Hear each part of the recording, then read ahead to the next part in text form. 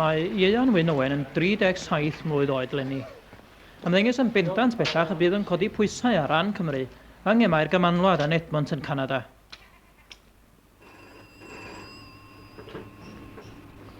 Helo, adrodd y graffu.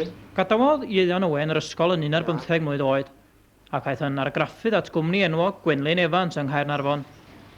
Argraffydd ydi o hyd heddiw, ond ei fod ar hyn o bryd yng ngofal adran argraffu Cyngor Sir Gwynedd a 40 o staff. Hogyn hoffus, swyl, hynod o foneddigaeth ydi Ieuan, ac anodd ei ddychmygu yng nghanol cyhyrau mwyaf byd yn codi pwysau tomion. Ac nid yn unig yn ei canol, ond yn cipio'r cwpanau a'r medalau.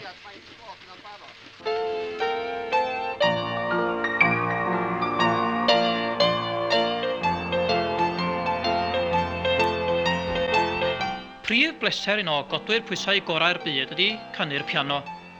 Ac mae'n eironig efallai fod clwb Tan y Bont yng Nghaernarfon yn hen adeilad Gwenlyn Evans ar argraffwyr, ac yma erbyn hyn y daw Ieuan i roi tonc ar y piano a chodi canu.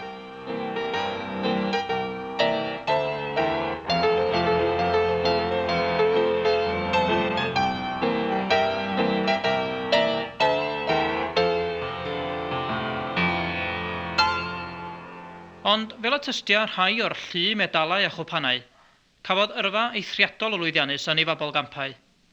Bu'n codi pwysau ers 1 mlynedd ar hugain.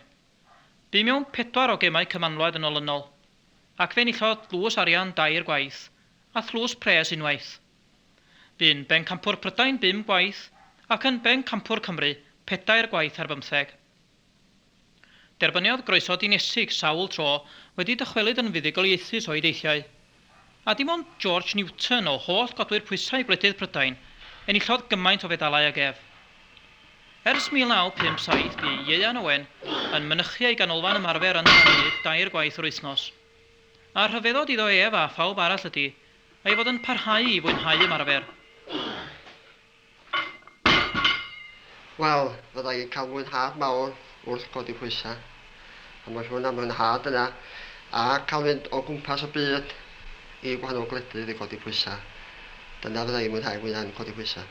Ia, mi rydych chi wedi cael gyrfa eithriadol o lwyddiannus wrth gwrs. A chitha yn yr oed ydych chi, dim bod chi'n hen fel Methiwsala wrth gwrs, ond chitha yn yr oed ydych chi felly. Be di'r gobeithion am y gymanwlad leni? Wel, ar hyn o bryd, ydw i wrthi'n ymarfer yn galed i trio cyrraedd y safon i gyrraedd y chwaraeon gymanwlad unwaith eto, ne? Ond mae'r safon bob tro wrth gwrs yn mynd yn uwch ac yn uwch. Ac wrth hynny mae'n mynd y gletach i gyrraedd y safon. Os ym mae'r ymarfer mynd gyda chi, da chi'n eitha hapus eich bod chi yn cyrraedd rhyw safon arbennig? Wel, dwi dechrau dŵad fel maen nhw'n dweud i'r peak ar hyn o bryd. Ac os dalith yr ymarfer yn fynd fel mae'n mynd rwan, mi'n gobeithio wneud y rei da chyda.